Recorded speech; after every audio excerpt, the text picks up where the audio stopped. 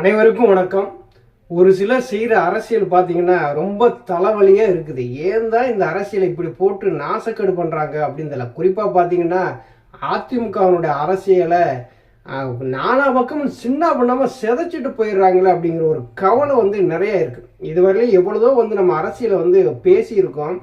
ஆனால் இன்னைக்கு நடந்த ஒரு ப்ரெஸ் மீட்டை பார்க்கல பார்த்தீங்கன்னா, சே என்னடா இவங்க இப்படி இருக்கிறாங்க, இவங்கெல்லாம் ஒரு மனுஷங்களா அப்படிங்கிற நிலைமைக்கு அதிமுகவுடைய தொண்டர்கள் எல்லாருமே வந்துட்டாங்க.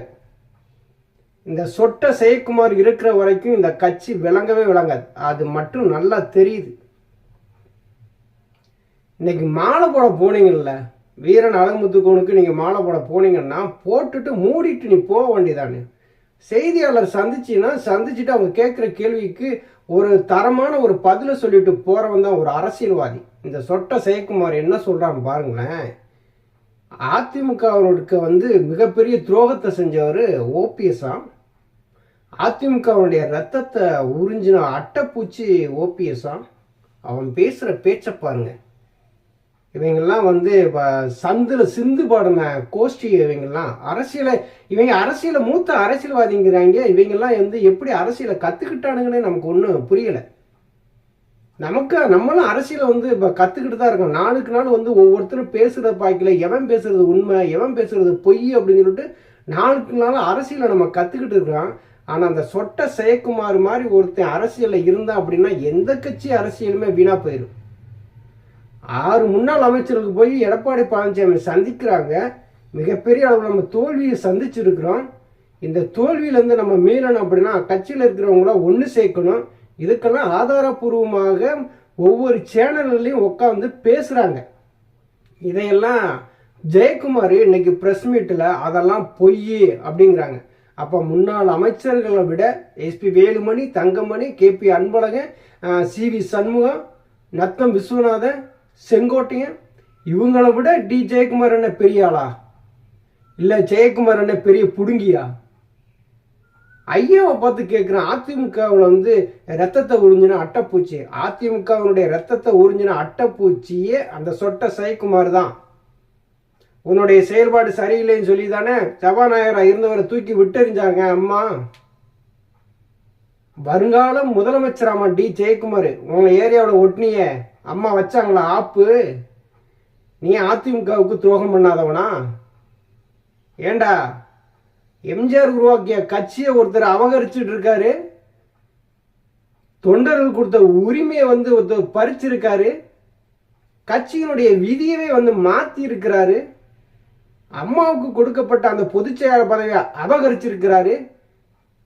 இதையெல்லாம் அபகரிச்ச எடப்பாடி பழனிசாமி யோக்கிய இதையெல்லாம் மீட்டு தொண்டர்களுக்கு கொடுக்கணும்னு சொல்ற ஐயா ஓபிஎஸ் அட்டைப்பூச்சியா? நம்பர் 1 அட்டைப்பூச்சி யார் தெரியுமா? ஜெயக்குமார் தான். 2300 பொதுக்குழு செயற்குழு உறுப்பினர்களை வச்சுக்கிட்டு இந்த கட்சியை நாசக்காடு பண்ண எடப்பாடி பழனிசாமி அதிமுக ரத்தத்தை உறிஞ்சின அட்டைப்பூச்சி. அவர்கிட்ட ஒட்டுற அட்டைப்பூச்சி தான் ஜெயக்குமார்.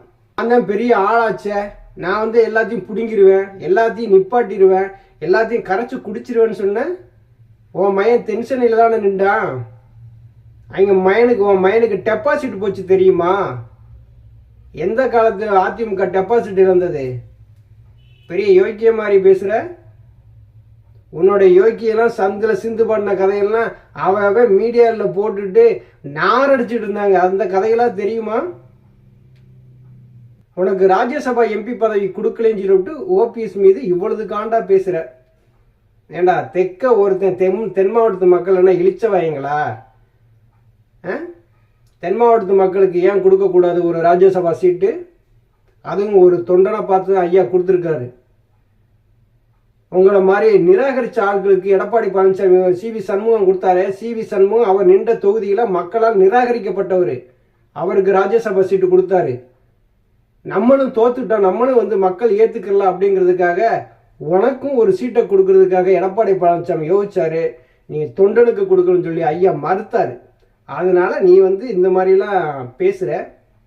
எடப்பாடி பழனிசாமி செய்யாத துரோகமா இல்லை நீ தான் பண்ணாத துரோகமா? என்னென்ன வேலைகள்லாம் பார்த்தீங்க. அதிமுக தொண்டர்களை ஏன்டா இப்படி வந்து மனசு நோக்க வைக்கிறீங்க? ஓபிஎஸ்ஸை சேர்க்கக்கூடாது, டிடிவி தினகரனை சேர்க்கக்கூடாது, சசிகலாவை சேர்க்கக்கூடாது. மாடி எப்படிடா நீங்கள் வந்து 2026 ஜெயிப்பீங்க? 2021 சட்டசபை எலெக்ஷனில் தினகரன் தனியாக நின்றதுனால திமுக அறுதி பெரும்பான்மை பெற்றது. அதிமுக படுதோல்வியை சந்திச்சு ஆட்சியவே இழந்தது. இதெல்லாம் யாருனால? ஒரு பிரிவு பிரிஞ்சதுனால. இன்னைக்கு ஓபிஎஸ் பிரிஞ்சிருக்கிறாரு. இன்னைக்கு சசிகலாவும் தனியாக நிற்கிறாங்க. அவங்கெல்லாம் வாக்கு சேர்ந்தா நீங்கள் தென் மாவட்டத்து பக்கம் வர முடியுமா? ஜெயிக்க முடியுமா? கோட்டை என்ன? தென்சென் ஐயம் கோட்டை, அதிமுக கோட்டை அப்படின்னு அங்கேயே ஓட்டை விழுந்திருக்கு. நீ சரியான ஆம்பளையா இருந்தால் உன் மயனியில் ஜெயிக்க வச்சிருக்கணும். தனிச்சு ரெண்டாரு ராமநாதபுரம் பாராளுமன்ற தொகுதியில் ஒரு பலாப்பழ சின்னத்தில் மக்கள் ஓட்டு போட்டான். ரெட்டலையில் இருக்கிறவன் பூரா ஓட்டு போட்டான். 3.5 லட்சம் வாக்கு வாங்கினாரு. அவர் மனுஷன். ரெட்டலையை தூக்கிட்டு அலைஞ்ச என் மயனுக்கு ஓட்டு போடுங்கன்னு வச்சு குத்துன்னு குத்துனாங்களா? நல்லா செஞ்சாங்களா? டெபாசிட் போகிற அளவுக்கு வச்சாங்களா? அப்போ யாரோட அட்டைப்பூச்சி? நீ தான் திரும்ப திரும்ப சீட்டு கேட்டு கேட்டு கேட்டு இந்த அதிமுகவை பலவீனப்படுத்துகிற அட்டைப்பூச்சி ஜெயக்குமார் தான், வேற யாருமே கிடையாது. புரட்சி தலைவி அம்மா அவர்கள் வந்து ஐயா ஓபிஎஸை பற்றி நிறைய பேசியிருக்கிறாங்க. அந்த வீடியோக்கெல்லாம் உங்களுக்கு கண்ணுக்கே தெரியலையா? நாங்கள்லாம் வந்து புரட்சி தலைவியால் அறிமுகமானவங்க, புரட்சி தலைவி எங்களை கூப்பிட்டு சீட்டு கொடுத்தாங்க அப்படின்னு சொல்கிற. அப்போ ஓபிஎஸ் யாரு? அவர் அரசியலும் வந்துட்டார். சரி, நீ அம்மாவால் வந்து நீ அறிமுகப்படுத்தப்பட்டப்பா, நீனே வந்துட்ட, எம்எல்ஏ வந்துட்ட, ஓபிஎஸ்க்கு முன்னாடி வந்துட்ட. ஏன் உன்கிட்ட முதலமைச்சர் பதவியை கொடுக்கல? எதுக்கு எடப்பாடி பழனிசாமி கிட்ட முதலமைச்சர் பதவியை கொடுக்கல? கொடுத்தா தரமாட்டீங்கடா. நீங்க உண்ட இடத்துக்கு ரெண்டகம் செய்யக்கூடிய ஆட்க. சசிகலா முதலமைச்சர் பதவியை குடிச்சு அவங்களால கொடுக்க முடிஞ்சதா? நன்றி கட்ட மனிதர்கள், அதிமுகவினுடைய அட்டை பூச்சிகள் அப்படின்னு பார்த்தீங்கன்னா இந்த எடப்பாடி பழனிசாமியும் டி ஜெயக்குமார் தான். இனிமேல் ஐயாவை பற்றி பேசும்போது பார்த்து பேசு. உன்ன மாதிரியெல்லாம் வந்து லோக்கலான ஆள் கிடையாது. அவர் தன்மையானவர், மனிதத்தன்மையானவர், அறம் சார்ந்து அறம் வழியில் நடக்கக்கூடியவர்.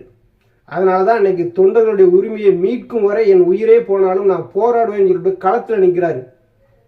நீ மைக்கு கிடைச்சிட்டா எதை வேணாலும் பேசிடுவ. முதல்ல சிந்துக்கு பதில் சொல்லு, அதுக்கடுத்து தொண்டர்களோட மோது. அதிமுக வந்து நல்லா இருக்கு, நல்லா வளர்ச்சி பெற்றிருக்கு, ஒரு மாய பிம்பத்தை உருவாக்குறாங்க அப்படிங்கிற. என்னடா வளர்ச்சி பெற்றிருக்கு? எங்கேயும் வளர்ச்சி பெற்றிருக்கு? 40 தொகுதியும் தோத்து போய் ஒரு மூலையில் உட்காந்துக்கிட்டு இருக்கீங்களே, இது ஒரு வளர்ச்சியா? எந்த கிளை செயலாளரும் தொண்டனும் உனக்கு வேலை செய்யல. ஓபிஎஸ் வெளியில வந்த உடனே அதிமுக தேவையில்லைன்னு சொல்லிட்டு தொண்டன் ஒதுங்கிட்டான். கொங்கு மண்டலம் மண்ணை கவுது, வடக்க தெரிச்சு ஓடுறாங்க. தெற்கு பக்கம் எடப்பாடி பழனிசாமி வந்தா சரியான பதிலடி கிடைக்கும் சொல்லிட்டு கோபத்தில் இருக்கிறாங்க. இன்னைக்கு 40 தொகுதியும் தோக்க வச்சாங்க. யார் கட்சி நல்லா இருக்காமா? போடாடே, உங்களை மாதிரி கூமுட்டைகள் அரசியல்வாதியா இருக்கிறதுனால தான் இந்த அதிமுக அரசியல் வந்து இப்படி பாலா போச்சு. இனிமே பிரஸ் மீட்டு கொடுக்கும்போது சொட்ட செயக்குமாரு நீ பார்த்து கொடு. ஐயா ஓபிஎஸ் அவர்களுக்கு வந்து நம்ம பதிலடி கொடுக்குறோம் அப்படின்னா அரசியல் ரீதியா பதிலடி விடுறா.